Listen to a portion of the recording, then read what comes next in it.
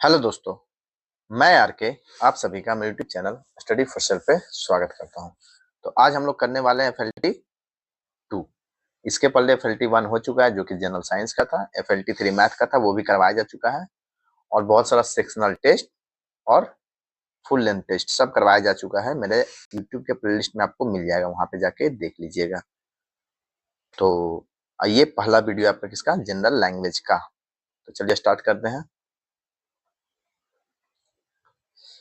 First question देखिए, he asked me have you done your homework. ये पहले में क्या देखिए, ये देखिए, a sentence is provided in direct speech from the four given options, choose the one that most accurately conveys the sentence in its corresponding direct indirect speech। मतलब ये direct indirect का कितना क्वेश्चन है, यहाँ पे 7 क्वेश्चन है। तो चलिए देखते हैं। he asked me have you done your homework। इसको क्या में टेस्ट करना है, इनडायरेक्ट में चेंज करना है ना। तो he asked me if, इसके बदले में क्या होगा, इफ या दैट हम लोग लगाते हैं। इफ या वेदर, आस्ट रहने के कारण क्या लगाते हैं, इफ या वेदर। हैव यू किस में चेंज होगा, कोई भी सेंटेंस अपने पास्ट रूप में चला जाता है ना, तो हैव की जगह क्या आएगा, हैड। और यहाँ क्वेश्चन मार्क है ना, हैव यू डन। बट यहाँ पे क्या होता है, असर्टिव हो जाता है, मीन्स आई हैड डन, है ना। तो he asked me if I had done my homework, कौन सा हो जाएगा, फर्स्ट वाला। 3 गलत क्यों हो रहा है ये भी देख लीजिए। ही आस्क्ड मी हैव, यहाँ हैव आ गया, नहीं होगा। ये क्या हो गया, प्रेजेंट में। हमें क्या ले जाना है, पास्ट में ले जाना है ना, क्योंकि यहाँ पे पास्ट में पूछा गया। He asked me whether I have, यहाँ भी देखिए हैव लगा दिया, ये भी नहीं होगा। He asked me whether had I, यहाँ देखिए हैड पहले आ गया, आई बाद में। ये क्वेश्चन मार्क होना चाहिए, और क्वेश्चन मार्क में ये नहीं आता है ना, क्वेश्चन फॉर्म में नहीं आता है, ये असर्टिव फॉर्म में आता है, तो ये भी गलत। आप इस तरह से भी कर सकते हैं, या तो क्वेश्चन मतलब ऑप्शन को एलिमिनेट कर दीजिए, या फिर डायरेक्ट आंसर मार दीजिए। सेकेंड नंबर देखिए, he said that he would join the meeting after lunch. इसे किस में करना है, इनडायरेक्ट से डायरेक्ट में। ही सेड तो रहेगा ही, देखिए लास्ट में सबका दे दिया है, कोई नहीं। ही वुड ज्वाइन, यहाँ क्या कर रहा है, ये विल का वुड होता है और शैल का भी वुड होता है ना। तो आई के साथ क्या लगेगा, he said that he would join. तो ही के अनुसार ये क्या होगा, आई हो जाएगा चेंज, फर्स्ट पर्सन में चला जाएगा। तो आई शैल, वुड तो होगा नहीं, पहला खत्म। कैन भी नहीं होगा, कैन का क्या हो जाता है, कुड हो जाता है। आई के साथ विल नहीं लगता, क्या लगता है, वुड। विल कब लगेगा, जब वो क्या बोलते हैं, मतलब इस तरह का भाव हो जिसमें प्रेशर दे रहा हो, है ना, तब विल का फॉर्म आता है। तो यहाँ पे क्या होगा, I shall join the meeting. She said I saw him last night, क्या हो जाएगा, सी आई सॉ है ना, तो यहाँ पे क्या है आपका, पास्ट टेंस का फर्स्ट फॉर्म में क्या है, ये फर्स्ट वाला है ना। कौन कौन सा होता है, past perfect, sorry, past indefinite, past continuous, past perfect और पास्ट परफेक्ट कंटिन्यूअस। तो ये पास्ट इंडिफिनिट का है, फर्स्ट वाला है ना, आई सॉ। तो ये क्या होगा, पास्ट परफेक्ट में चल जाएगा। तो आई सॉ की जगह क्या होगा, सी हैड सीन, है ना। सी हैड उसके साथ भी थ्री लगता है, she had seen him the. और लास्ट नाइट की जगह क्या हो जाता है, जब भी डायरेक्ट से इनडायरेक्ट में चेंज करेंगे तो लास्ट नाइट को कर देंगे प्रीवियस नाइट, है ना। एक सही, यहाँ देखिए हैज लगा दिया, ये गलत। आई सॉ है तो यहाँ परफेक्ट में जाएगा, तो परफेक्ट में क्या होता है, वाज नहीं होता है, हैड होता है, ये भी गलत। सी हैड सॉ, यहाँ भी3 की जगह भी2 लगा दिया, सॉ क्या होता है, भी2 होता है, हैड के साथ भी3 लगता है, ये भी गलत। फोर्थ नंबर देखिए, he said I am not feeling well. He said that he was not feeling well. I am है ना, ये किसका है आपका, प्रेजेंट कंटिन्यूअस, उसको पास्ट कंटिन्यूअस में ले जाना है। तो he said that he was not feeling well. Okay, यहाँ देखिए इज लगा दिया, एलिमिनेट करना सीखिए, इज लगा दिया। यहाँ डिडंट मतलब आपका लगा रहा है पास्ट इंडिफिनिट बोलते हैं ना, पास्ट, हाँ इंडिफिनिट तो बोलते हैं फर्स्ट वाले को, ये भी नहीं होगा। ही नॉट फीलिंग वेल, ये तो क्वेश्चन का तरीका ही गलत है, ही नॉट फीलिंग वेल तो होगा ही नहीं, सब गलत। 5 नंबर देखिए, she said he doesn't listen to me. यहाँ क्या है, प्रेजेंट इंडिफिनिट, इसको किस में करना है, पास्ट इंडिफिनिट में। तो डजंट की जगह क्या हो जाएगा, डिडंट। तो she said that that he didn't listen to her. Okay, गलत कैसे होगा? 3 देखिए, ही डोंट, प्रेजेंट इंडेफिनिट डाल दिया और नहीं होगा। सेकंड में ही डजंट, ये भी नहीं होगा, present indefinite. She said that he didn't, यहाँ तक सही है। उसके बाद देखिए लिसन लगा दिया है ना, ईडी लगा दिया, ईडी नहीं लगेगा यहाँ पे। किसका लगता है? वर्ब का फर्स्ट फॉर्म लगता है ना। डिड या डू, डी, डज, इसके बाद क्या लगता है? फर्स्ट फॉर्म लगता है। यहाँ पे क्या दे दिया? V5, तो ये भी नहीं होगा, तो सिर्फ ये सही हो रहा है। छठा नंबर देखिए, एक सेकेंड इसको थोड़ा सा जूम कर देता है। Ravi said I like this pen, तो रवि सेड ही लाइक्ड, है ना, Ravi said he liked that pen, first वाला ही हो जाएगा। ही लाइक तो होगा ही नहीं, ही के साथ लाइक लगता ही नहीं है, एक्चुअली क्या लगेगा? लाइक्स लगेगा, ये भी गलत। He liked this pen, Ravi said he like this लगा दिया यहाँ पे। दिस का चेंज होकर क्या जाता है? जब आप डायरेक्ट से इनडायरेक्ट में ले जाते हैं तो उसे दिस की जगह दैट लगाना होता है, तो ये भी गलत हो गया। रवि सेड ही लाइक्स, यहाँ पे क्या दे दिया? प्रेजेंट दे दिया, होगा क्या? पास्ट में, यहाँ पे पास्ट दिया हुआ। और एक चीज और यहाँ पे देखिएगा, मैं वहां पे नहीं बताया था। ही सेड दैट, किधर गया? अच्छा, ये तो बता ही दिया हूँ। अच्छा चलिए आगे बताता हूँ मिलने पे। 7 नंबर देखिए, he said how long have you been waiting. He asked, यहाँ पे क्या है? क्वेश्चन मार्क है, तो यहाँ पे क्या लगेगा? ही आस्क्ड, सेड नहीं लगेगा, यहाँ पे लग जाएगा ही आस्क्ड, तो ये तो हटा दीजिए पहले। He asked how long had I been waiting, क्या लगा दिया? हैड आई, ये क्वेश्चन मार्क के फॉर्म में लेके चला गया, ये भी गलत।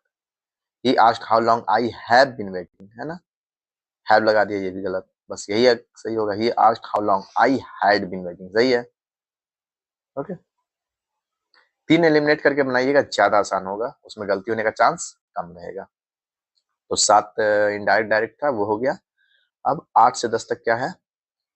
Direct speech form the 4 given option, choose that one the most accurately convey the in its corresponding direct speech.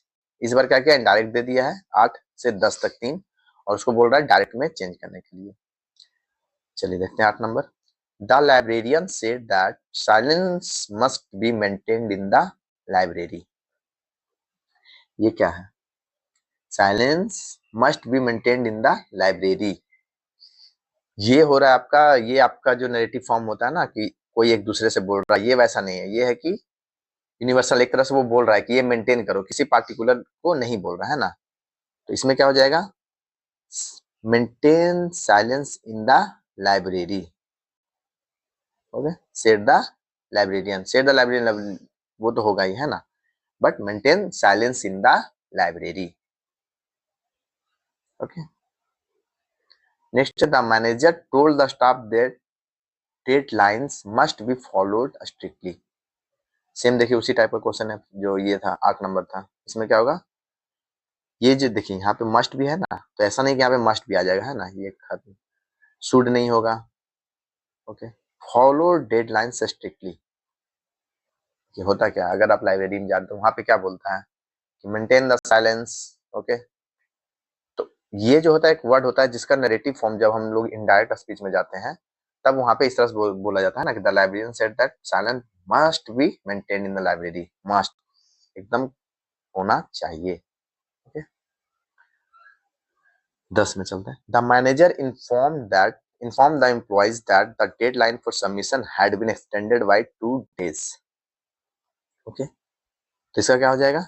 You may submit, ऐसा तो नहीं होगा क्योंकि द मैनेजर इन्फॉर्म, यहाँ पे देखिए, you may submit the work 2 days later than planned, extended बोल रहा है या क्या बोल रहा है? लेटर देन प्लान्ड, खत्म। The deadline has been extended, यहाँ पे क्या है? हैड बीन, क्या लगेगा उसके लिए? हैज बीन, क्योंकि हम लोग इनडायरेक्ट से डायरेक्ट में आ रहे हैं, तो deadline has been extended by 2 days, ये सही है। We are extending the submission deadline by 2 days, we are, यहाँ हैड बीन था। You must finish, must had been. Okay, चलिए अब क्या है? 11 से 20 तक क्या दिया हुआ है? Active passive. ठीक है, चलिए शुरू करते हैं। One should keep once promises. Okay, तो क्या होगा, promises should be kept bye, promises should be kept. इसमें क्या होता है, वन वंस ये सब करके रहेगा, तो उसमें क्या होता है, प्रोमिसेस। पहले एक्टिव पैसिव में होता क्या है, एक्टिव पैसिव में हम लोग क्या करते हैं कि उसका क्या है कि जो सब्जेक्ट होता है प्लस वर्ब होता है प्लस ऑब्जेक्ट होता है। तो एक्टिव में जो ये हो रहा है सब्जेक्ट वर्ब ऑब्जेक्ट, पैसिव में क्या हो जाता है, ऑब्जेक्ट वर्ब और ये सब्जेक्ट इधर चला जाता है, मतलब सब्जेक्ट ऑब्जेक्ट में चेंज हो जाता है और ऑब्जेक्ट सब्जेक्ट में। ओके, और जो है ये आपका वर्ब, ये अगर V1 फॉर्म में, मतलब प्रेजेंट इंडिफिनिट है, सबके एक ही तरह से लागू होता है। अगर प्रेजेंट इंडिफिनिट देख रहे हैं, ठीक है, तो जहां पे प्रेजेंट इंडिफिनिट का V1 लगा हुआ है वहां पे क्या होगा, V plus V4। Okay, V4 नहीं, उसको क्या बोलते हैं, ING हो गया ना, V5 बोलते हैं ना, सॉरी, V5 नहीं, V3। V3 में से चेंज आएगा, है ना। देखिए जैसे कि ये तो प्रोमिसेस शुड बी केप्ट, यहाँ पे देखिए people in Egypt speak Arabic, तो यहाँ पे क्या है, ये ऑब्जेक्ट हो गया, ये क्या है, सब्जेक्ट हो गया। अब क्या होगा, अरबिक, इन इजिप्ट स्पीक बोल रहा है ना, तो इज स्पोकन, तो Arabic is spoken in in Egypt, people in Egypt. तो पीपल का लेना जरूरी नहीं होता है, पीपल क्या आपका यूनिवर्सल हो जा रहा है ना। अगर ये राम श्याम ये सब रहता तो ले सकते थे, पीपल को ले भी सकते हैं, नहीं भी ले सकते हैं ना। In Egypt by people, by people of Egypt, है ना। बट यहाँ पे क्या है कि Arabic is spoken in Egypt, क्योंकि पीपल दिया हुआ है, इसीलिए आगे चलते जाइए समझ में आते जाएगा। The poor must be looked up, looked यहाँ पे आफ्टर होगा, ठीक है, looked after by society. Okay, ये किस में दे दिया, पैसिव में दे दिया, है ना। सोसाइटी के द्वारा गरीबों को देखा जाना चाहिए, मीन्स उनका केयर किया जाना चाहिए। तो क्या होगा, सोसाइटी मस्ट भी है ना, तो must look after the poor, must के बाद क्या लगता है, V1 लगता है। कहीं भी आप क्या कर रहे हैं, B प्लस V3 लगा देना है, ठीक है। कोई भी सेंटेंस को चेंज करने के लिए सब्जेक्ट को ऑब्जेक्ट के फॉर्म में ले जाइए, ऑब्जेक्ट को सब्जेक्ट के फॉर्म में, B प्लस V3 होता है। बाकी समझ में आ जाएगा, B प्लस V3 मीन्स क्या, बी बीन बीइंग सब आ जाएगा, ठीक है, सेंटेंस के हिसाब से। We should respect elders, elders should be respected, क्या होगा, should be, B plus V3 बोल रहे थे ना, देखिए। Okay,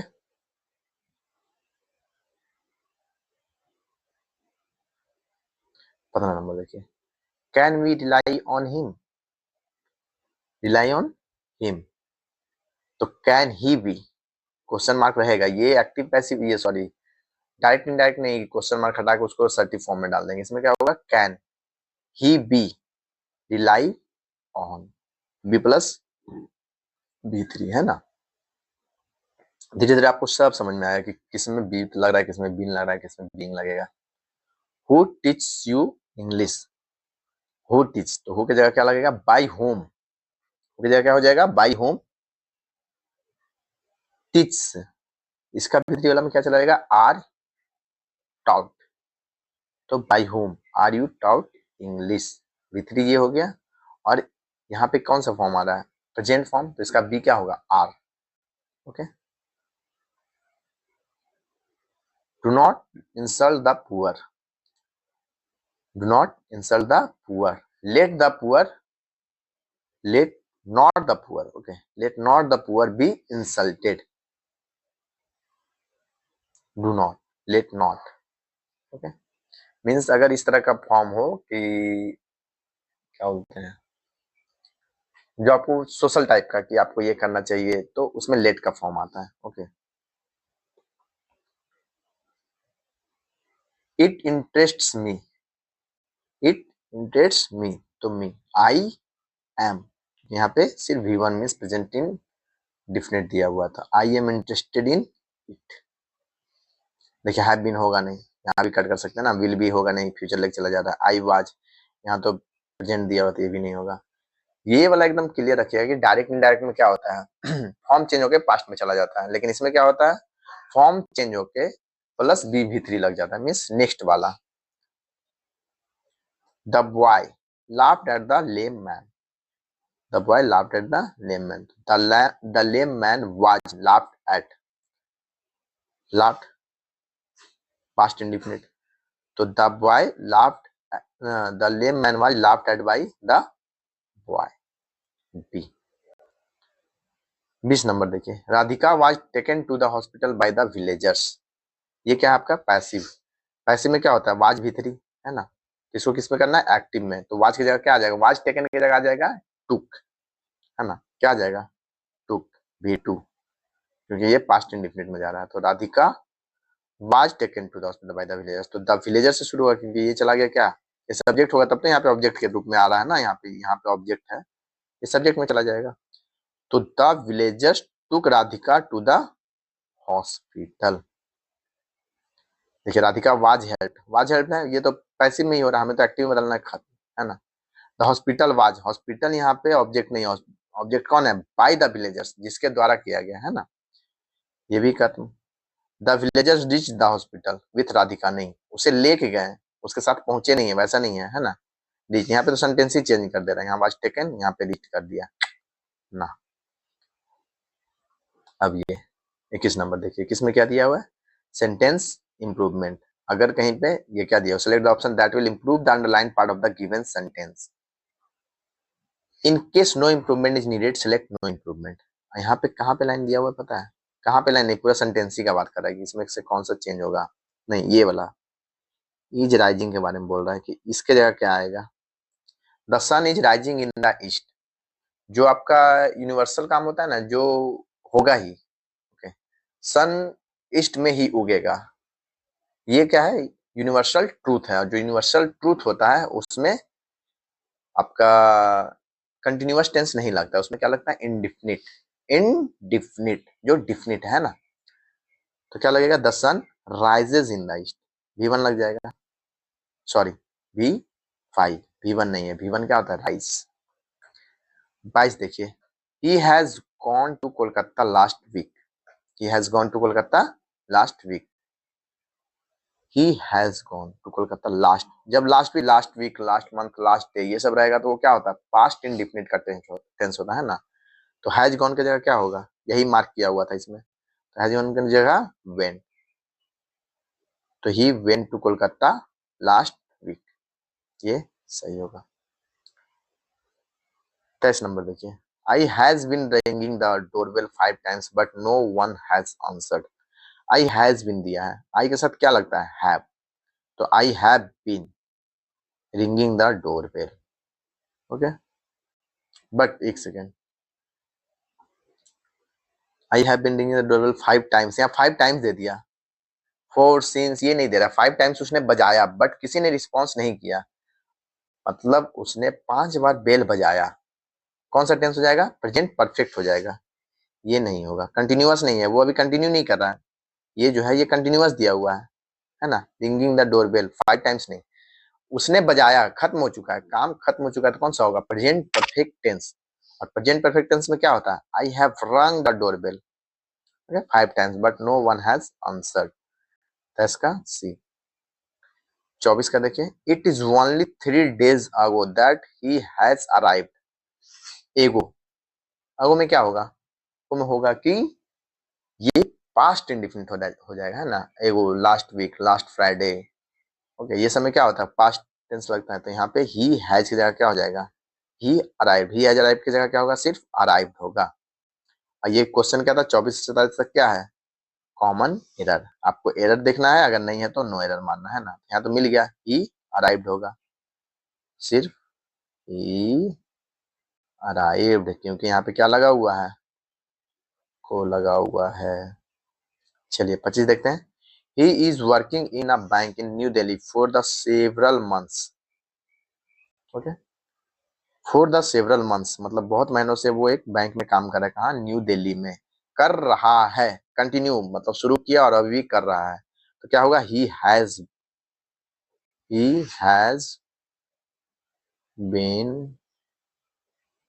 working in a bank, है ना, इसमें कहाँ एरर है? ए में एरर है। 25 हो गया, 26 देखते हैं। 26 यही है, हाँ। 26 में he is going every day for a morning walk with his friends and neighbours. तो he is going every day, कब? Every day. कोई भी काम एवरी डे हो रहा है या फिर कोई यूनिवर्सल ट्रूथ है जो हमेशा वही होगा, तो उसमें क्या होता है? प्रेजेंट कंटिन्यूअस नहीं लगेगा, उसमें लगेगा प्रेजेंट इंडेफिनिट। तो ही गोज एवरी डे, है ना। 26 हो गया। 27 देखिए, it is time we should accept. Error यहीं पे आ गया। It is time, it is high time, इस तरह का सेंटेंस लिखा हुआ तो उसमें क्या होता है? पास्ट इंडेफिनिट लगता है, तो वी एक्सेप्टेड हो जाएगा, है ना। किसके कारण? इट इज टाइम के कारण। बाकी से मतलब ही नहीं है, बस यहाँ इट इज टाइम था, एक्सेप्टेड रहता तब हो जाता। आगे बढ़ते हैं हम लोग, है ना। चलिए 28 से 30 में क्या है? Fill in the blanks with appropriate option. 28 का देखिए, I have been knocking at the door for 10 minutes but nobody it it. क्या होगा? Opened, has opened, opens, is opening. यहाँ पे देखिए इट लगा हुआ है ना। अभी तक किसी ने नहीं खोला, मैं कितने देर से? 10 मिनट से गेट बजा रहा हूँ, गेट पे नॉक कर रहा हूँ, बट किसी ने अभी तक गेट नहीं खोला। कौन सा टेंस हो जाएगा? Perfect tense, present perfect.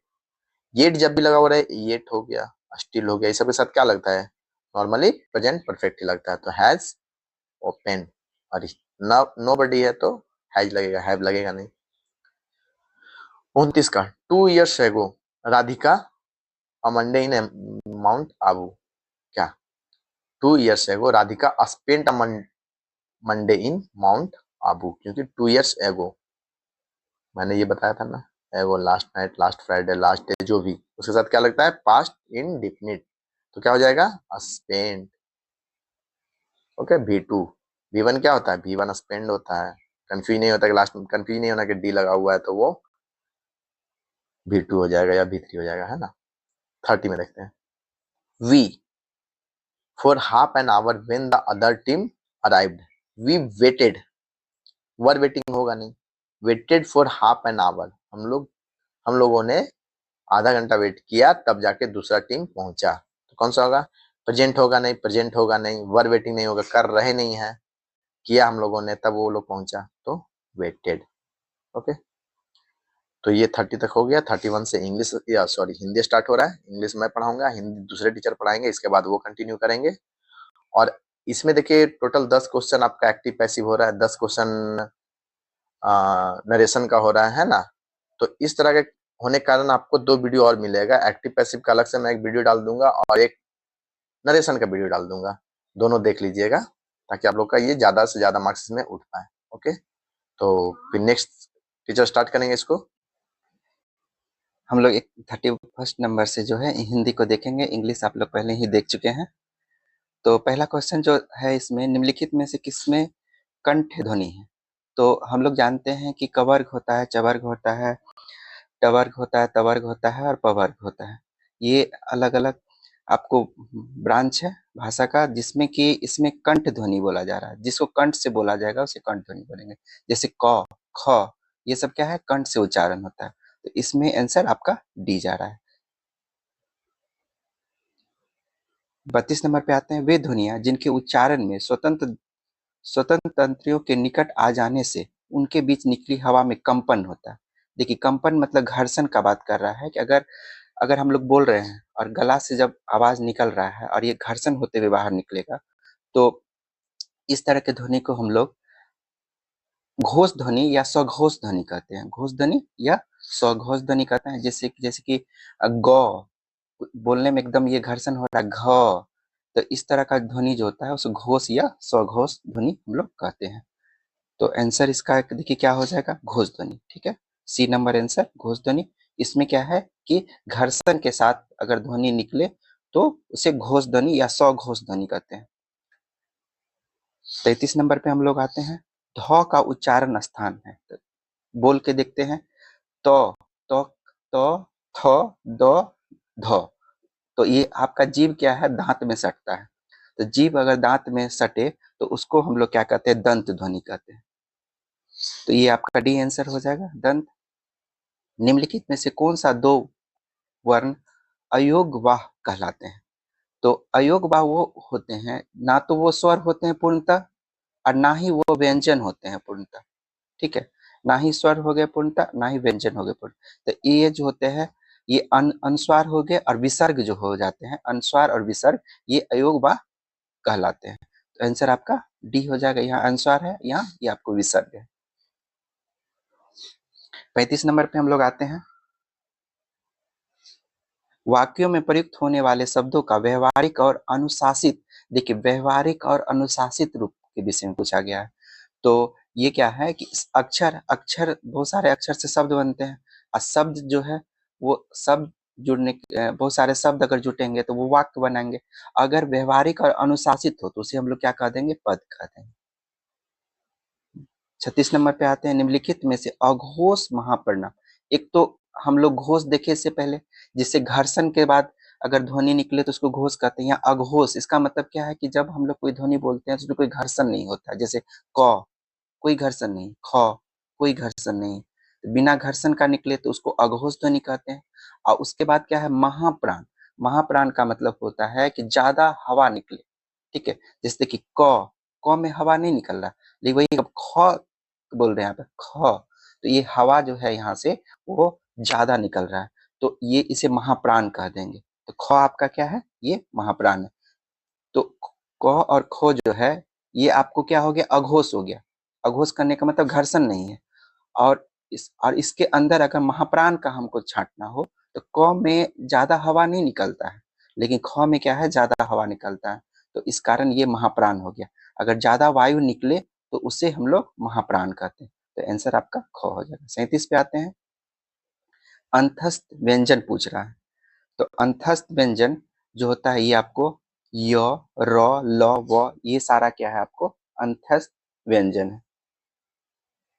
अंतस्थ व्यंजन वे व्यंजन होते हैं जिनका उच्चारण स्वर और व्यंजन के बीच होता है, जो मुख के भीतर से उच्चारित होते हैं और जीभ, तालु, दांत या होठ पूरी तरह स्पर्श नहीं करते हैं।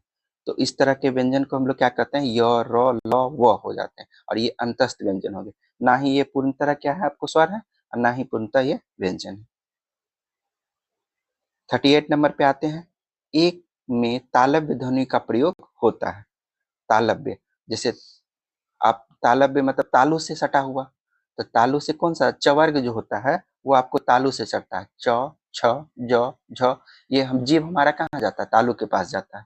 तो इसमें आप बोल के देखिए, पापा, पापा अगर बोलते हैं तो होठ से बोला जाता है, बाबा होठ से, मामा होठ से, लेकिन वही चाचा बोलते हैं तो च जो है वो आपका जीभ जो है वो तालु से टकराता है, तो इसलिए यहाँ पे आंसर क्या हो जाएगा, चाचा हो गया, तालव्य ध्वनि। केंद्रीय हिंदी निदेशालय ने हिंदी की मानक वर्णमाला में मूलतः कितनी स्वर और कितनी व्यंजन ध्वनियों को स्थान दिया है? तो इसमें जो है हिंदी वर्णमाला में जो आपको बताया गया है यहाँ पे, ये है 11 और 35। ठीक है, 40 नंबर पे आते हैं हम लोग।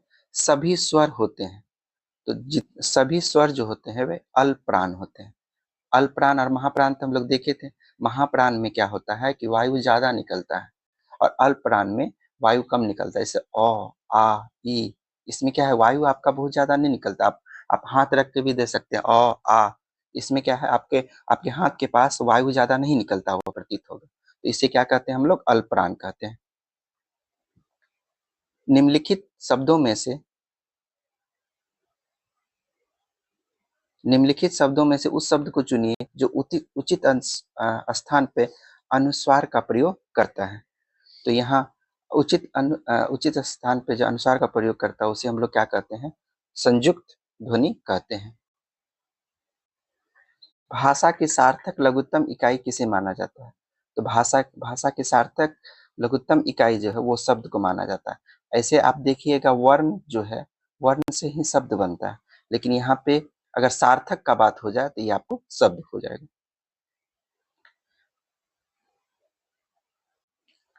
मात्रा स्वर को क्या कहते हैं? तो ये आपको हो जाता है समरूप और ग्रेफेम। निम्नलिखित में से कौन सा स्वर समृद्ध स्वर है? तो यहाँ समृद्ध स्वर वे होते हैं जिनका उच्चारण मुंह में सबसे कम खुलता है, और जैसे कि ई, हर्षई, ऊ, हर्षऊ, ये मुख्य समृद्ध स्वर हैं जो जीभ और तालु के करीब रखते हैं, जैसे कि ई हो गया, हर्षई हो गया। तो ये सारा आपको समृद्ध समृद्ध स्वर समृद्ध है, तो ये आपको ई हो जाएगा आंसर सी नंबर। निम्नलिखित में से महाप्राण ध्वनियां हैं, तो महाप्राण तो हम लोग देखें जिसमें वायु का मात्रा क्या हो, ज्यादा निकले, तो उसे हम लोग क्या कहते हैं, महाप्राण ध्वनि कहते हैं। तो इसमें आपको क्या हो जाएगा, क क यहाँ आ गया, क क्या है, अल्पप्राण है, क्या कि ध्वनि निकलता नहीं है। प यहाँ अल्पप्राण है, ध्वनि नहीं निकलेगा। च अल्पप्राण है, ज्यादा हवा नहीं निकले, लेकिन आपकी ढ ध ढ ध बोलिएगा तो आप हाथ रख के देखिए, वायु आपको ज्यादा निकलता हुआ प्रतीत होगा। तो यहाँ पे आंसर इसका क्या हो जाएगा, डी हो जाएगा। निम्नलिखित में से एक कथन सही है, निम्नलिखित में से एक कथन सही है, तो वो कौन सा कथन है, चुनना है। सभी स्वर स्वघोष होते हैं, सभी स्वर अघोष होते हैं, सभी स्वर स्वघोष अघोष दोनों होते हैं, सभी स्वरों में अघोष तत्व नहीं होते हैं। तो हम लोग ये पहले भी देखे थे कि जो सभी स्वर होते हैं वो सघोष होते हैं। आंसर क्या हो जाएगा, सभी स्वर जो होते हैं वो सघोष होते हैं, मतलब घोष होते हैं। मतलब घोष का क्या होता है कि आप जब उच्चारण करते हैं तो उसमें घर्षण के साथ आता है, जैसे ओ, ओ, आ, ई, क्या होता है, घर्षण, आपको वाइब्रेशन, वहां कंपन होता हुआ दिखेगा, तो उस तरह का जो ध्वनि होता है उसे हम लोग सघोष कहते हैं। 47 नंबर पे आते हैं हम लोग, वर्त ध्वनियों के उच्चारण में। तो वर्त ध्वनि के उच्चारण जो होता है, इसमें आपका जीवा जो है, जीवा की नोक दंत दंत पंक्तियों के ऊपरी भाग को क्या करती है, स्पर्श करती है। तो आंसर क्या हो जाएगा इसका, ए हो जाएगा। री स्वर की मात्रा में कौन सा शब्द, री स्वर की मात्रा का प्रयोग कौन से शब्द में है, तो यहाँ देखिए मातृभूमि है ना, मातृ और भूमि, ठीक है। तो इसमें यहाँ पे आपको क्या हो जाता है, ये आपको री स्वर यहाँ पे आपको मिलता है, आंसर क्या हो जाएगा, आपको ए नंबर हो जाएगा। अधिक प्रयत्न से उच्चारित होने वाले व्यंजन क्या कहलाते हैं, तो अधिक प्रयत्न से उच्चारण होने वाले ध्वनि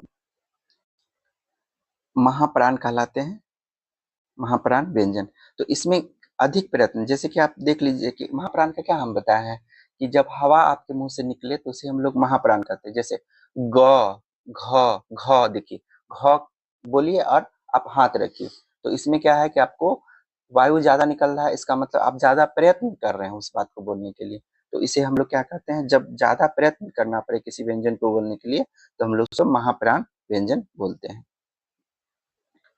अड़, ढ ध्वनियों के विषय में कौन सा कथन शुद्ध है, ये तालव्य ध्वनियां हैं, ये मूर्धन्य उत्क्षेपित ध्वनियां हैं, इनका प्रयोग शब्द के आरंभ, मध्य तथा अंत के किया जाता है, दोनों महाप्राण है। तो यहाँ पे ये जो है कि इसे देखिए, एक होता है मूर्धन्य ध्वनिया, ठीक है, तो मूर्धन्य ध्वनिया वो होते हैं जिनका उच्चारण जीव और ऊपरी मूर्धा मतलब तालु का पिछला कठोर भाग को छूकर झटके से नीचे गिरता है। अड़, देख रहे हैं, एकदम तेजी से जीव क्या है ना उसको छूता है और नीचे आ जाता है, अड़ ढ, तो बहुत तेजी से जीव आपको उस तालु के पिछले भाग को छूता है और बहुत तेजी से नीचे आ जाता है, तो इसे ही हम लोग क्या करते हैं, मूर्धन्य ध्वनिया कहते हैं। तो ये आंसर आपका क्या हो जाएगा, बी हो जाएगा। जिन ध्वनियों के संयोग से शब्दों का निर्माण होता है उन्हें क्या कहते हैं, तो जिन ध्वनियों के संयोग से शब्दों का निर्माण होता है उसे हम लोग स्वनिम कहते हैं। क व्यंजन के विषय में निम्न में से कौन सा कथन सही है, तो क का बोला जा रहा है, देखिए क अब यहाँ पे आप देखिए अल्पप्राण और महाप्राण का बात बोल रहे हैं, तो महाप्राण में क्या होता है, ज्यादा वायु निकलता है, क बोलिए और हाथ रख के वायु निकलता है, क नहीं निकल रहा है, इसका क्या मतलब हो गया कि अल्पप्राण हो गया, तो अल्पप्राण यहाँ पर भी है और यहाँ पे ये दोनों तो खत्म हो गया आपका। अघोष, अघोष का होता है अघोष और सघोष या घोष, तो अघोष में क्या होता है कि घर्षण कंपन नहीं होता है। तो आप क बोलिए, क, ख, ग बोलिए। ग में देखिए कितना घर्षण हो रहा था। क आपको क्या हो गया? अघोष हो गया। तो अघोष यहाँ पे ये आपको अघोष है। तो और हम लोग बोलते हैं क किससे? कंठ से बोलते हैं, क कंठ से। तो ये आपको क्या हो गया? आंसर आपका ए नंबर हो जाएगा।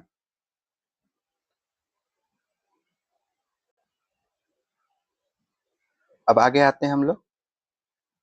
अनु अनुस्वार वास्तव में नासिक व्यंजन का प्रतिनिधित्व करते हैं। अनुस्वार वास्तव में पंचाक्षर होते हैं कि 5 अक्षर उसके होते हैं जिसका जो कि अनुस्वार का प्रतिनिधित्व करते हैं। जैसे कि आपको ये अगर आप देखिएगा तो अ हो गया, ज्ञ हो गया, न हो गया, न हो गया और म हो गया। ये सारे पंचाक्षर हैं जो कि अनुस्वार का क्या करते हैं? प्रतिनिधित्व करते हैं। तो इसमें आंसर आपको जो हो जाएगा ये हो जाएगा सी नंबर।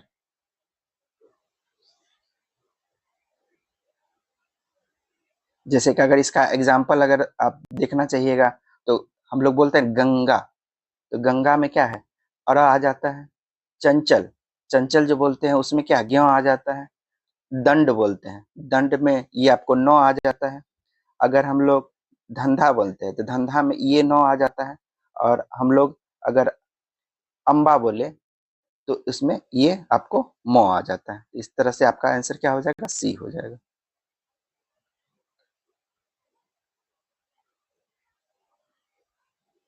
54 पे आते हैं हम लोग। कोई व्यक्ति या वस्तु जिस आधार से अलग होती है या दूर हो जाती है, उस आधार में कौन सा कारक प्रयुक्त होता है? तो हम लोग जानते हैं कि कर्ता ने कर्म को करण से संप्रदान, कर्ता ने कर्म को करण से संप्रदान को के लिए आपादान से और संबंध काके की अधिकरण में पर संबोधन हे अरे अजी होता है। तो अब इसमें ये देखिए कि करण में भी से होता है। ठीक है, करण में भी से होता है। और आप ये देखिएगा आपादान, याद रखिएगा आपादान, आपादान में भी से होता है। तो ये याद रखिएगा कि आपादान हमेशा जो होता है वो अलग करने का बोध देता है। आपादान जो है वो अलग करने का बोध देता है, जबकि ये से जो होता है एक इंस्ट्रूमेंट है जिसके द्वारा कर्ता क्या करेगा? काम करेगा।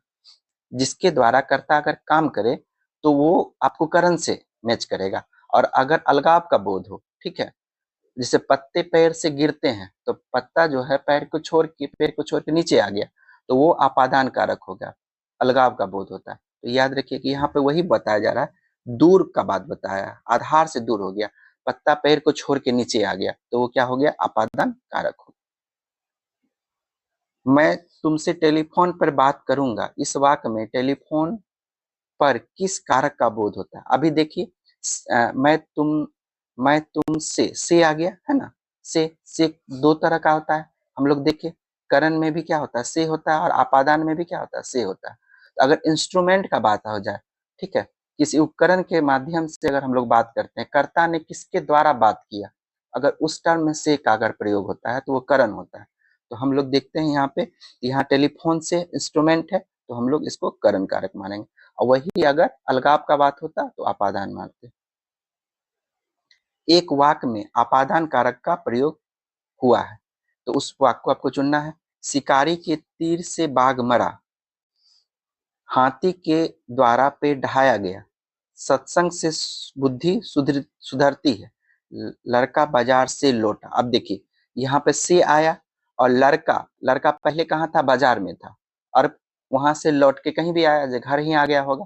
तो बाजार से लड़का का क्या हो गया? अलगाव हुआ, बाजार से हट गया। तो जब भी अलगाव का बोध हो जाए तो वो क्या होता है? आपादान कारक हो जाता है। तो लड़का बाजार से लौटा आंसर हो जाएगा।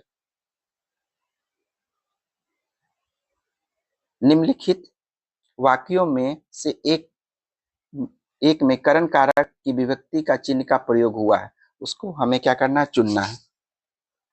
लड़का दर्द के मारे छटपटा रहा है, भोजन की निमित्त भोजन के निमित्त पधारिए, सिंह वन में या गुफा में रहते, सिंह वन या गुफा में रहते हैं, सरकार गरीबों के वास्ते कई योजना चला रही। सरकार गरीबों के वास्ते कई योजना चला रही है। तो यहाँ पे क्या हो गया कि यहाँ आपको करण पूछ रहा है, ठीक है। करण क्या होता है कि कर्ता जो है किसके द्वारा काम करता है उसको हम लोग करण के अंदर लेके आते हैं। तो लड़का दर्द के मारे छटपटा रहा है, ठीक है। तो लड़का जो है, यहाँ दर्द का बात हो रहा है, तो लड़का क्यों छटपटा रहा है? वो दर्द के कारण। तो यहाँ पे दर्द जो है एक इंस्ट्रूमेंट का काम कर रहा है उसके छटपटाने का, ठीक है। तो आंसर आपका क्या हो जाएगा? ए हो जाएगा। निम्नलिखित वाक्यों में से एक में करण कारक की विभक्ति चिन्ह का प्रयोग हुआ है। पैर से चलना यात्रा, प्राणों से चलना जीवन, समुदाय से चलना समाज, देश और काल से चलना इतिहास कहलाता है। तो यहाँ पर देखिए पैर से चलना का बात हो रहा है कि इंस्ट्रूमेंट यहाँ पर उपकरण जो इस्तेमाल हो रहा है चलने का वो पैर से हो रहा है, ठीक है। प्राण का जो जीवन का जो चलना है वो प्राण से हो रहा है। तो अगर मान लीजिए कि किसी इंस्ट्रूमेंट या उपकरण का अगर बात करें कि द्वारा किसके द्वारा हो रहा है, अगर ये बात हो जाता है तो करण कारक उसे कहते हैं। तो आंसर ये आपका यहाँ जा रहा है। यहाँ देखिए आकाश से गिरी, तो गिरने का ही अलगाव का बोध हो गया, तो ये आपका अपादान हो गया। रेल से उतरा, तो ये क्या हो गया? अलगाव हो गया। रेल से क्या हो गया? यात्री उतर चुका है, तो इसका मतलब क्या हो गया? ये आपको अलगाव का बोध कराया। पैर से गिरता, पैर से जैसे गिरना, अलगाव का बोध हो गया, तो अपादान हो गया। आंसर आपका ए हो जाएगा। हम लोग आते हैं 59 पे। मानक हिंदी व्याकरण में कारक वह व्याकरण कोटि है जो संज्ञा अथवा सर्वनाम पद का क्रियापद से संबंध व्यक्त करती है। तो कर्ता ने कर्म को करण से, ये सारा क्या है? संज्ञा अथवा सर्वनाम का क्रियापद के साथ क्या करता है? संबंध बताता है। हम लोग देखें ना कि या तो अलगाव का बोध करता है या फिर करण में हम लोग देखें कि वो किसके द्वारा काम करता है। तो क्रिया करने में जो कर्ता का जो संबंध है वही आपको ये क्या कहते हैं सर्वनाम में एक कारक वगैरह में बताया जाता है। निम्नलिखित वाक्यों में से आपादान प्रसर्ग प्रसर्ग से युक्त वाक्य है। तो आपादान, आपादान का बाद जैसे ही आए आप क्या याद रखिएगा? अलगाव का बाद याद रखिएगा, ठीक है। तो हम कान से सुनते हैं, इंस्ट्रूमेंट का बात हो गया, ये तो करण हो गया। मोहन से उठा नहीं जाता है, ठीक है। राम ने अपने पुत्र से नाता तोड़ लिया, देखिए अलगाव का बात हो गया ना। राम और उसका पुत्र, और नाता तोड़ने का जैसे ही बात आ गया तो वहां क्या हो गया? अलगाव का बात हो गया। तो आंसर क्या हो जाएगा? सी हो जाएगा। रामू घर से निकला, इस वाक्य में घर में से कौन सा कारक है? तो रामू घर से निकला, तो घर से निकल गया, इसका क्या मतलब हो गया कि घर से उसका क्या हो गया? अलगाव हो गया, विरक्त हो गया घर से, तो वो क्या हो गया? अपादान कारक हो गया। अपादान कारक हो गया। कविता का मर्म में कौन सी विभक्ति है? तो कविता का मर्म में कौन सी विभक्ति है? तो कविता का मर्म जो होता है, तो कविता क्या है? संबंध का के की, ठीक है ना। संबंध का के की, ये क्या है? आपको संस्कृत का षष्ठी विभक्ति है, ठीक है। संबंध का के, कर्ता ने कर्म को करण से, संप्रदान के लिए, आपादान से, संबंध का के की, ये सारा यहाँ पे संबंध जो हो जाता है वो षष्ठी विभक्ति में आपको चला जाता है। आचार्य किशोरी प्रसाद वाजपेयी के मत से हिंदी में कितने कारक होते हैं? देखिए आचार्य किशोरी दास वाजपेयी जी है, ये कारक जो है हिंदी, और हिंदी का कारक जो है एक तो अंग्रेजी के आधार पे तय किए और एक संस्कृत के आधार पे तय किए, ठीक है। तो अंग्रेजी के आधार पे जो इन्होंने तय किया, तो इसमें तो इन्होंने बताया था कि 8 विभक्ति है, लेकिन संस्कृत के आधार पे इन्होंने हिंदी का विभक्ति कितने तय किया? 6 विभक्ति तय की। तो हम लोग 6 ही आंसर इसको लेके चलेंगे। मैंने अपने घर से आपका मेरे घर से आपका घर 5 किलोमीटर दूर है, इस वाक्य में घर से कौन सा कारक है? तो घर से आपका घर मतलब ये दूरी का बात कर रहा है, ठीक है। तो दूरी का क्या मतलब हो गया? अलगाव का बात हो गया, एक घर दूसरे घर से क्या अलग है, तो यहाँ पे क्या हो जाएगा? आपको अपादान कारक हो जाएगा। संज्ञा एवं 65 नंबर पे संज्ञा अथवा सर्वनाम के जिस रूप से उसका संबंध वाक्य के किसी दूसरे शब्द के साथ प्रकाशित होता है उसे क्या कहते हैं? तो वही हम लोग पहले भी देखें, संज्ञा सर्वनाम कर्ता ने कर्म को करण से, तो ये सारा जो कारक होता है ये क्या करता है? संज्ञा सर्वनाम को उस क्रिया के साथ क्या करता है? संबंध बताता है। तो ये क्या हो गया? कारक हो गया आपको। 66 नंबर पे हम लोग आते हैं।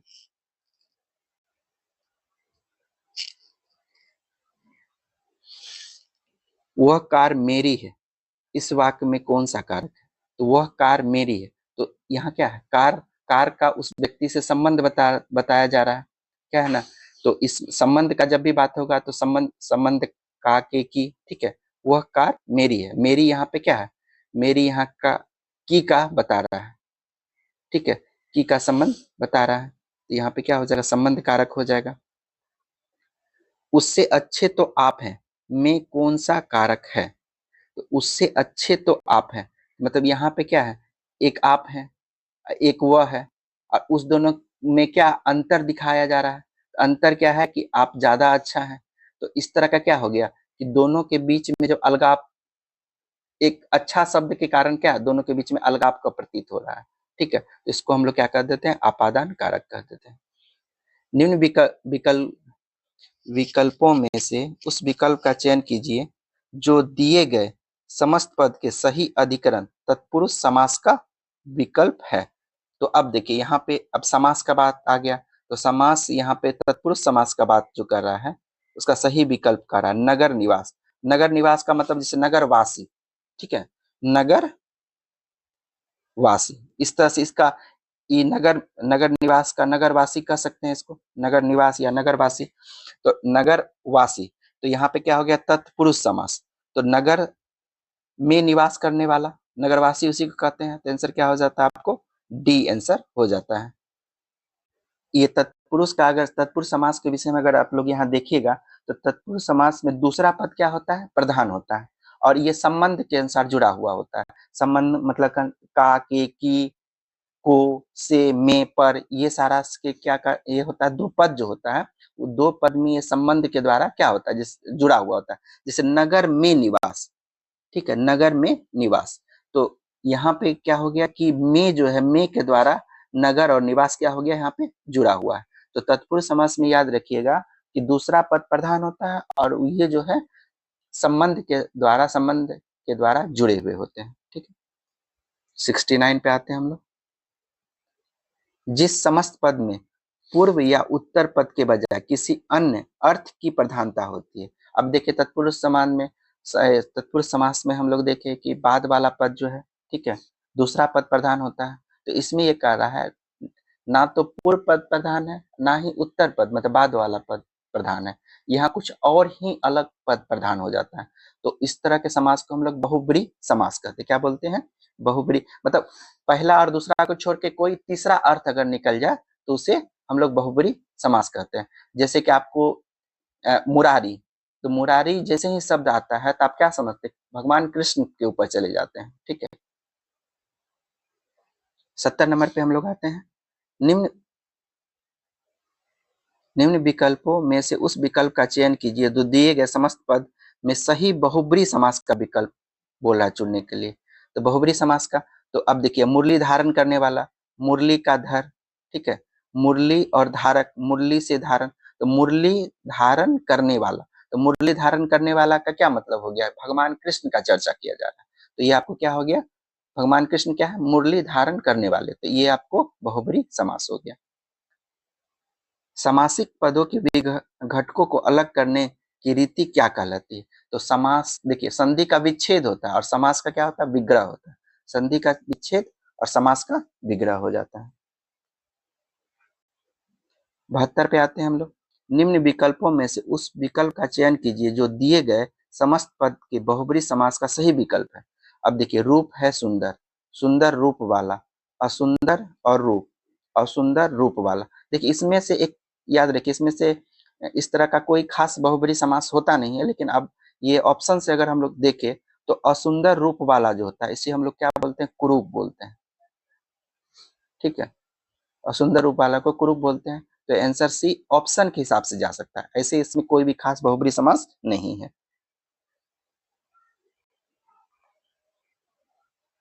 73 नंबर पे आते हैं। समास में आए दोनों पद हो तो समास में आए दोनों पद प्रधान हो जाए तो कौन सा होता है? अभी देखिए हम लोग तत्पुरुष में क्या बताए थे? उत्तर पद प्रधान होता है। बहुब्री में बताए हम लोग ना पहला पद प्रधान ना दूसरा पद प्रधान, कोई अन्य प्रधान हो जाता है। और यहाँ पे कह रहा है कि अगर दोनों पद प्रधान हो गए, तो दोनों पद प्रधान हो गए, दोनों में क्या हो जाएगा, द्वंद्व हो जाएगा। ठीक है, दोनों में लड़ाई टाइप का हो जाएगा, हम प्रधान तो हम प्रधान, तो द्वंद्व अगर हो जाए तो उसे द्वंद्व समास कहते हैं।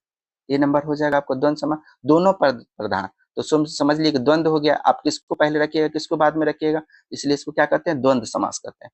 जैसे कि आप लोग देखिए लोटा डोरी, ठीक है, सुने होंगे। माता पिता, किसको पहले किसको बाद में नहीं पता चलता है, दोनों में द्वंद्व है। कोई पिता माता कह सकता है, कोई माता पिता कह सकता है। तो इस तरह का जो द्वंद्व हो, जिस शब्द में द्वंद्व का बात हो जाए उसे हम लोग द्वंद्व समास में रखते हैं। निम्नलिखित में से कौन सा पद बहुब्रीहि समास का उदाहरण है। अब देखिए बहुब्रीहि समास का उदाहरण जो है यहाँ मुरारी, मुरारी जो होते हैं किसे कहते हैं हम लोग, भगवान कृष्ण को मुरारी कहते हैं।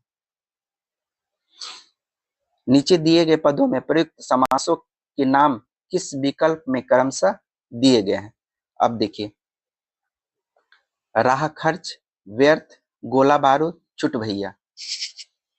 तो अब यहाँ पर देखिए छुट भैया का क्या मतलब होता है, छुट भैया का मतलब होता है छोटा भाई, छोटा भाई। अब देखिए भाई तो भाई क्या है, प्रधान है, और इसका क्या है, ये आपको विशेषण, भाई क्या हो गया, विशेषण हो गया। तो यहाँ पे विशेषण और विशेष का जैसे ही बात हो जाए तो यहाँ पे इसको क्या कहा जाता है, कर्मधारय समास कहते हैं। तत्पुरुष का आपका देख लीजिए कि बाद का पद प्रधान है, द्वंद्व में आप देख लीजिए पहला और दूसरा दोनों पद प्रधान है, और विशेषण और विशेष का अगर बात आ जाए, ठीक है, तो उसे हम लोग कर्मधारय समास कहते हैं। तो भाई आपको विशेष से है और छोटा आपको क्या है, विशेषण है। ठीक है, छोटा आपको क्या है, विशेषण है। तो ये छुट भैया आपको विशेष कर्मधारय समास हो जाएगा। तो कर्मधारय किस में आ रहा है, लास्ट में देखिए, तो ये डी नंबर आंसर में आ जा रहा है।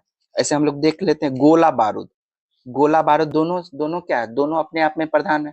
गोला भी फेंका जाता है, बारूद भी से भी कहीं विस्फोट कराया जा सकता है। तो गोला बारूद दोनों क्या है, दोनों का दोनों प्रधान है, तो वो आपको क्या हो जाएगा, द्वंद्व समास हो जाएगा। व्यर्थ, व्यर्थ क्या है, पहला पद अगर अवयव हो, ठीक है, पहला पद अगर अवयव हो तो उसे क्या कहते हैं हम लोग, अवयवी भाव कहते हैं। राह खर्च, ठीक है, तो हम लोग बताए थे कि जिसका दूसरा पद क्या है, प्रधान, उसे हम लोग क्या कहते हैं, तत्पुरुष समास कहते हैं। साथ साथ संबंध का बात बोलते हैं। राह खर्च का क्या मतलब होता है, राह में खर्च या राह के लिए खर्च, ठीक है। तो अभी में क्या हो रहा है, संबंध बता रहा है, तो संबंध का जब बात होता है तो हम लोग तत्पुरुष समास कहते हैं। नीलोत्पल शब्द का समास क्या है, तो नीलोत्पल हो गया कि नीला है जो उत्पल, मतलब कमल जो है वो अगर नीला उसका उत्पल है तो उसे हम लोग नीलोत्पल कहते हैं। तो नीला आपको क्या हो गया, विशेषण हो गया, और कमल आपको क्या हो गया, विशेष हो गया। ठीक है, तो तो ये क्या हो गया, अगर विशेषण और विशेष का बात हो जाए, विशेषण और विशेष का बात हो जाए तो उसे हम लोग क्या बोलते हैं, कर्म धारय समास बोलते हैं। निम्नलिखित में से कौन सा शब्द द्वंद्व समास का उदाहरण नहीं है, तो धन्य धन, ये भी क्या है आपको द्वंद्व समास है। घर बाहर क्या है आपको द्वंद्व समास है।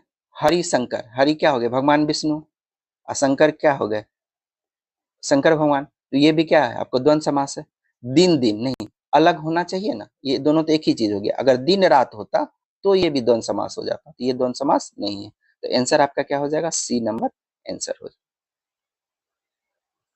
धनुर्वान किस तरह का समास है, तो देखिए एक हो गया धनुर्वान का क्या मतलब हो गया, धनुष और वान, धनुष और बाण। तो धनुष वान दोनों क्या, दोनों अपने आप में क्या है, महत्व रखता है। तो इस तरह का अगर दोनों महत्व रखता है तो उसको क्या कहते हैं, द्वंद्व समास कहते हैं। जिस समास के पूर्व एवं उत्तर पद, उत्तर दोनों ही पद समान रूप से प्रधान हो जाए, तभी ही देख लिए अगर दोनों पद समान रूप से प्रधान हो गया तो उसे क्या कहते हैं हम लोग, द्वंद्व कहते हैं, क्योंकि द्वंद्व हो गया, किसको आगे किसको पीछे रखने का पता नहीं चल रहा है, तो क्या कहते हैं हम लोग, द्वंद्व समास कहते हैं। अब देखिए यह संधि से क्वेश्चन आपको यहाँ पे आ रहा है, स्वर संधि में कितने भेद होते हैं, तो स्वर संधि में आपको 5 भेद होते हैं। कौन कौन से होते हैं, ये हो जाएंगे आपको दीर्घ संधि, दीर्घ संधि हो जाते हैं, गुण संधि हो जाते हैं, वृद्धि संधि हो जाते हैं, यन संधि और अयादि संधि। तो इस तरह से आपको क्या हो जाते हैं, 5 स्वर संधि है। फिर से याद रखिए, दीर्घ संधि, गुण संधि, वृद्धि संधि, यन संधि और अयाधि संधि। 81 पे आते हैं हम लोग। नीचे दिए गए शब्दों का सही संधि वाला विकल्प चुनिए। अब यहाँ पे देखिए क्या कह रहा है कि मातृ प्लस आनंद। क्या बोल रहा है? मातृ प्लस आनंद। तो इसका क्या हो जाएगा? तो ये हो जाता है आपको मात्रानंद हो जाता है। क्या हो जाता है? मात्रानंद। डी नंबर में आपको मात्रा, ये देखिए मात्रानंद जो है, इसमें अगर इस संधि का अगर आप बात करेंगे तो यहाँ पे री जो है, ये मातृ में, त्रि में क्या है आपको? री है ना? त्रि में आपको री आ जाता है और यहाँ पे आ जाता है। ठीक है, री और आ गया। तो पहला पहला जो है उसमें री है और दूसरा में क्या है? आ है। ये त्रि से री हो गया और यहाँ पे अ से आ हो गया। तो री और आ मिला के जो होता है वो र हो जाता है। क्या हो जाता है? र हो जाता है। और यहाँ पे आकर यहाँ पे आपको आके जुट जाएगा। तो यहाँ पे क्या हो जाएगा?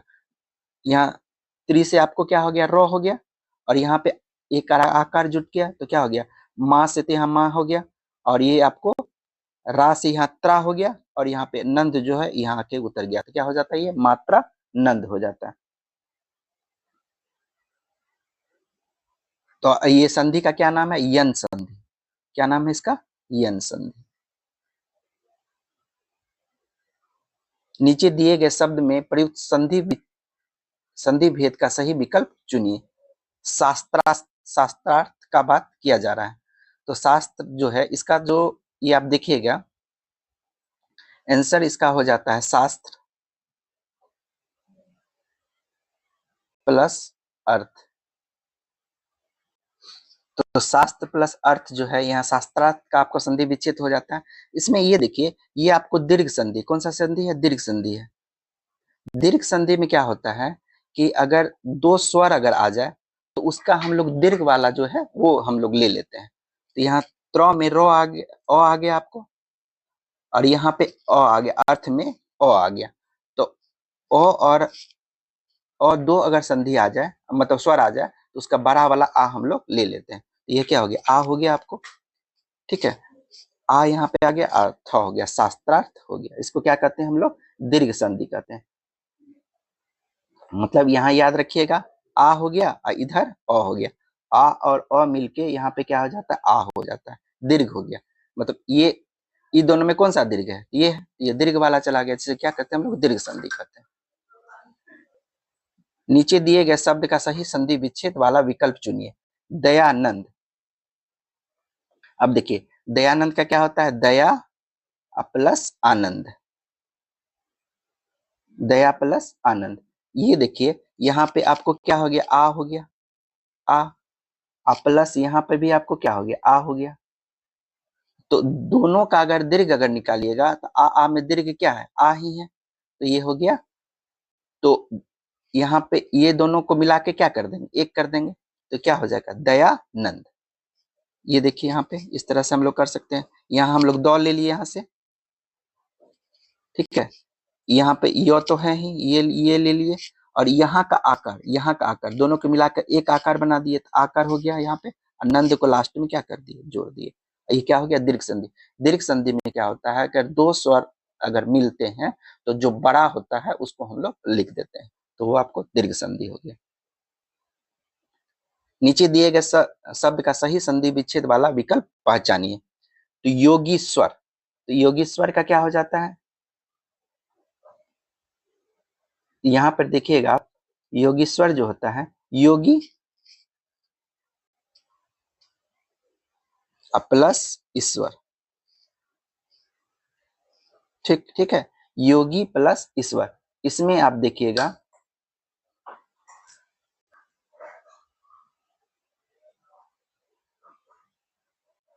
ये गौ, गौ में क्या है? ये हर सही लगा हुआ है आपको। ठीक है, और यहाँ पे भी क्या है आपको? ये लगा हुआ है। तो इस तरह से जो ये दोनों जो मिलेगा तो इससे क्या हो जाएगा? बड़ी वाला हो जाएगा। ठीक है, दो स्वर अगर मिलते हैं तो उसमें हम लोग बड़ा वाला उठा लेते हैं। ठीक है, तो ये बड़ी वाला दीर्घई हो जाता है। दीर्घई जो है ये आपको मान लीजिए कि इसे इस तरह का अगर होता है, इसे क्या कहते हैं हम लोग? दीर्घ संधि कहते हैं। तो यहाँ पे क्या हो जाएगा, इसको जोड़ दीजिए तो क्या हो गया, यो, ग से योगी, और स्वर आ गया आपको, स्वर, योगी स्वर आ गया, तो आंसर आपको क्या हो जाएगा, सी नंबर हो जाएगा, योगेश्वर। दीर्घ संधि याद हो गया आपको। अगर दो स्वर आते हैं, ठीक है, दो स्वर आते हैं तो उसका हम लोग बड़ा वाला उठा लेते हैं, ठीक है, इसे दीर्घ संधि कहते हैं। नीचे दिए गए शब्द में प्रयुक्त संधि भेद का सही विकल्प चुनिए। अत्यंत, क्या बोल रहा है, अत्यंत, अत्यंत का क्या हो जाता है, अति प्लस अंत, अति प्लस अंत, तो इसमें ये क्या हो जाता है आपको, यहाँ पे ई हो गया, ठीक है, यहाँ ई हो गया, अब प्लस यहाँ पे क्या हो गया आपको, आ हो गया,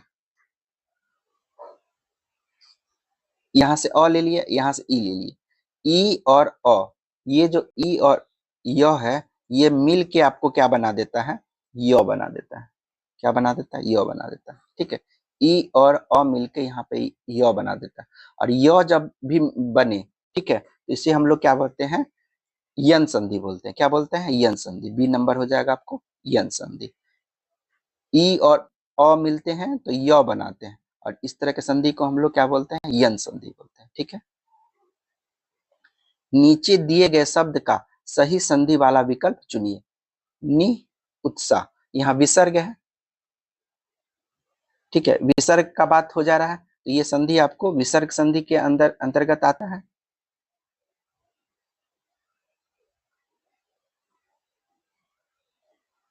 ठीक है, तो यहाँ के अगर आप बात देखिएगा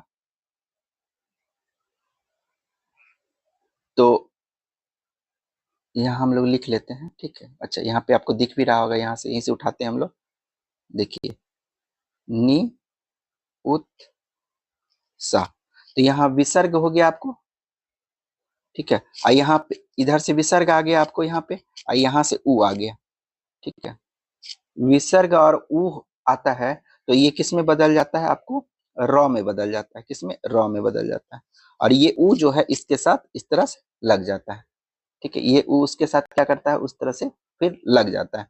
तो अब देखिए, अब हो गया आपको ना, नी यहाँ पे हो गया, विसर्ग जो है, विसर्ग और ऊ मिलकर र बन गया, और ये ऊ क्या है, यहाँ पे निरु हो गया, तो सा, निरुत्सा, इस तरह से आपको बन जाता है। ऐसे हम लोग क्या करते हैं, विसर्ग संधि करते हैं।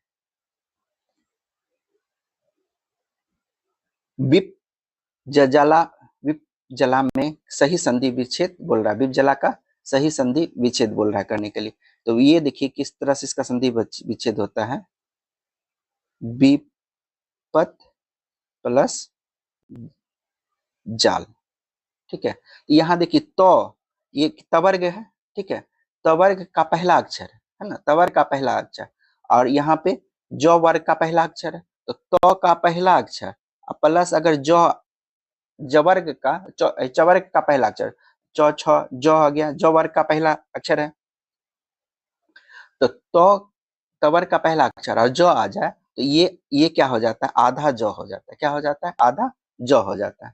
तो इस तरह से आप देख लीजिए, तो विप तो हो गया, और ये आधा तो केस में बदल जाता है, जो में बदल जाता है, और यहाँ से जो आ गया, विप जला, इस तरह से या इस तरह का संधि आपको यहाँ पे बनता है। तो आंसर क्या हो जाएगा, विपत जा, ए नंबर आंसर हो जाएगा। संवाद का संधि विच्छेद क्या होगा, संवाद का संधि विच्छेद क्या होगा, संवाद में क्या हो जाता है, सम प्लस वाद हो जाता है, सम प्लस वाद। इसमें आप देखिए, तो सम में ये जो है आपको आधा मोह है यहाँ पे, और यहाँ पे जो है वाद में वो हो जाता है,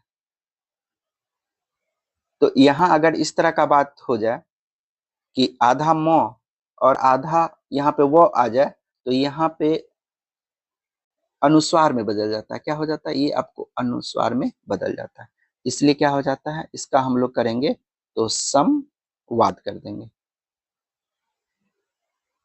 ठीक है, समवाद। ये आधा मौ जो है और वह के साथ रहे तो ये क्या होता है, अनुस्वार में बदल जाता है, आधा मौ और वह के साथ रहे तो ये अनुस्वार में बदल जाता है, इसे हम लोग क्या कहते हैं, संवाद कहते हैं।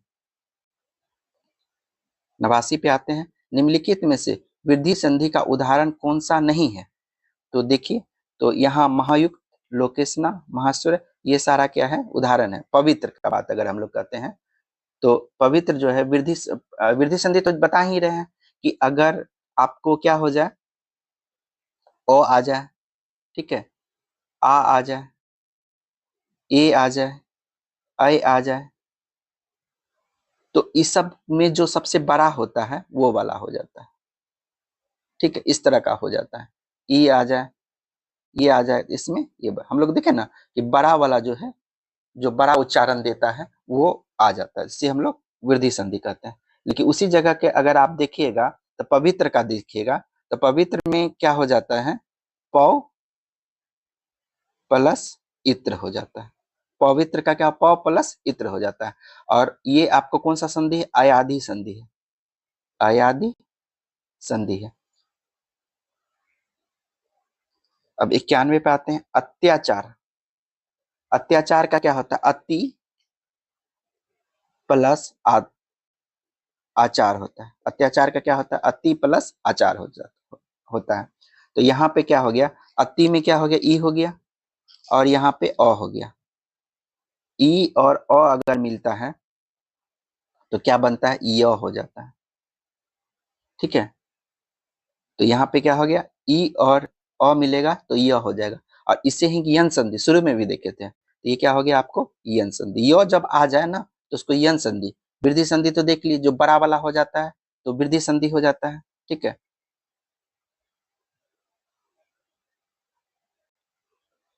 अब हम लोग आगे देखते हैं 92 पे। गायन का संधि विच्छेद क्या होगा? तो गायन का क्या होता है? गय प्लस अन होता है, गय प्लस अन होता है। और ये आपको क्या है? अयाधि संधि है, ठीक है। अयाधि संधि ये आपको हो जाएगा, तो आंसर आपका क्या हो जाएगा? ये हो गया गायन। गय प्लस अ, तो गय अन है तो यहाँ पे क्या हो जाए? गायन है, तो यहाँ पे क्या हो गया? अ प्लस अ से यहाँ पे क्या हो गया? य बन गया। तो य जब ये सॉरी अयाधि, ये क्या हो गया आपको? अयाधि संधि हो गया। नेवेश्वर, नेवेश्वर का संधि विच्छेद आपको कह रहा करने के लिए, तो ये क्या हो जाता है? नव प्लस ऐश्वर है, नव प्लस ऐश्वर हो जाता है। और ये आपको जो है वृद्धि संधि क्या है? वृद्धि संधि है। तो इसमें क्या है कि आप यहाँ पे देखिएगा, अ वो में क्या हो गया? अ आ गया। ऐश्वर्य, ऐश्वर्य में क्या हो गया? आपको ए आ गया। तो यहाँ पे ऐश्वर्य से ए आ गया तो नवेश्वर हो गया। क्या हो गया? ये बड़ा वाला हो गया ना। ये वृद्धि संधि क्या होता है? हम लोग बड़ा वाला लेते हैं, ये वाला आ गया। ये देखिए वह के साथ क्या है? ये बड़ा वाला है, ये आ गया। 93 नंबर हो गया आपको। 94 पे हम लोग आते हैं।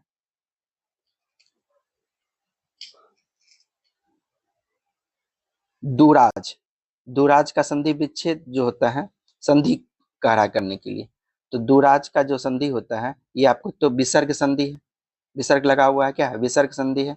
तो इसमें क्या हो जाएगा? दु राज हो जाएगा। क्या हो जाएगा? दु राज हो जाएगा। कौन सा है आंसर? डी नंबर, दुराज हो जाएगा। 95 पे आते हैं हम लोग। यदि ए ओ ए औ के आगे कोई भी स्वर हो, उसके स्थान में क्रमशः अब आय अब हो जाता है, तो ये कौन सा स्वर संधि कहलाती है? तो इसे हम लोग क्या कहते हैं? अयाधि संधि कहते हैं। रीति अनुस्वार, रीति अनुस्वार संधि के बाद शब्द बनेगा, तो रीति अनुस्वार। अब देखिए ई आ गया, प्लस अ आ गया, ठीक है। ई और अ तो क्या बन जाता है? य बन जाता है ना। ई और अ से क्या बनता है? य बन जाता है। और ई कौन सा संधि हो गया? अन संधि, यन संधि हो गया आपको, ठीक है। तो ये आपको क्या होगा? री, ये री से तो री आ ही गया आपको, ठीक है। और यहाँ पे यो आ जाएगा, ठीक है। तो यहाँ पे क्या है? तो के बाद तो रहेगा ही, यहाँ पे यो आ जाएगा। तो के बाद यहाँ पे यो, ये आंसर क्या हो जाएगा? अच्छा, बड़ा वाला ये जो है यहाँ पे ये है रीत, यहाँ पे रीत्या, रित्या, या कर का कोई मतलब नहीं, यहाँ गलत हो गया, ये रित्य अनुसार हो जाएगा। यहाँ य में आकर जुट गया था इसीलिए ये गलत हो गया। और यहाँ तो ये दोनों में तो य तो दिया ही नहीं, तो ये तो ऐसे ही क्या है, खत्म हो जाएगा। अनविक्षा, अनविक्षा का संधि विच्छेद क्या होगा? तो अनविक्षा का संधि विच्छेद होता है अनु प्लस इच्छा। तो अब यहाँ पर देख लीजिए क्या हो गया, उ हो गया के बाद अगर कोई स्वर आ जाए, जब उ औ के बाद कोई भिन्न स्वर आता है तो उ औ का व हो जाता है, ठीक है। अगर मान लीजिए यहाँ पे उ है ना, और यहाँ पे कोई भिन्न स्वर आ गया तो उसका व हो जाता है, क्या हो जाता है, वो। इसीलिए आपको क्या हो गया कि यहाँ पे अनु इच्छा है ना, अनु इच्छा, ये देखिए अनु इच्छा, तो यहाँ पे उ और यहाँ पे अलग स्वर आ गया, तो अलग स्वर अगर आ जाता है तो उसका क्या हो जाता है, वो हो जाता है। यहाँ देखिए वो है ना, ये आपको अनुच्छा बी नंबर हो जाता है। अपेक्षीयते, अपिक्षीयते का संधि विच्छेद कारा निकालने के लिए, तो अपेक्षीयते का क्या होता है, अपि प्लस इच्छते, अपि प्लस इच्छते, अपि प्लस इच्छते, तो ये आपको दीर्घ स्वर हो जाता है, क्या हो जाता है, दीर्घ स्वर हो जाता है। तो ये ई और यहाँ पे ई बड़ी वाली से क्या होगा, बड़ी वाली ई हो जाएगा। तो अपि इच्छते, अपिक्षते का क्या हो जाए, अपि इच्छते, यहाँ देखिए बड़ी वाला है दीर्घी है, अपिक्षते, यहाँ और यहाँ इसका क्या, छोटा वाला और इसका ये छोटा, तो छोटा छोटा मिला के क्या हो सकता है, ये बड़ा वाला भी हो सकता है, ठीक है। तो अपि प्लस इच्छते, तो आंसर यहाँ पे क्या दे रहा है, डी नंबर दे रहा है। गुरुवे, गुरुवे शब्द का सही विच्छेद, सही संधि विच्छेद क्या होगा, तो गुरु प्लस ए, ये क्या है आपको, यन संधि है, कौन सा संधि है, यन संधि है। तो यन संधि में क्या होता है, हम लोग देखे हैं कि उ प्लस ए जो है ये मिला के क्या हो जाता है, रो हो जाता है, तो गुरुवेव हो गया यहाँ पे आपको। तो आंसर क्या हो जाएगा आपको, डी हो जाएगा। नीचे दिए गए शब्दों का संधि विच्छेद वाला विकल्प पहचानिए, सूज और सुप्ति है, तो ये क्या हो जाता है आपको, सूज और सुप्ति जो है आपको ये सुसुप्ति हो जाता है, डी नंबर। तो ये जो है सु प्लस सुप्ति, सु और सुप्ति से ही क्या बन गया आपको, सुसुप्ति बन गया। तो इस तरह से आप लोग 100 क्वेश्चन देख चुके हैं, और इससे अगर आप एक दो बार रिवीजन कीजिएगा तो आपको सारा संधि भी समझ में आ जाएगा, ठीक है। धन्यवाद।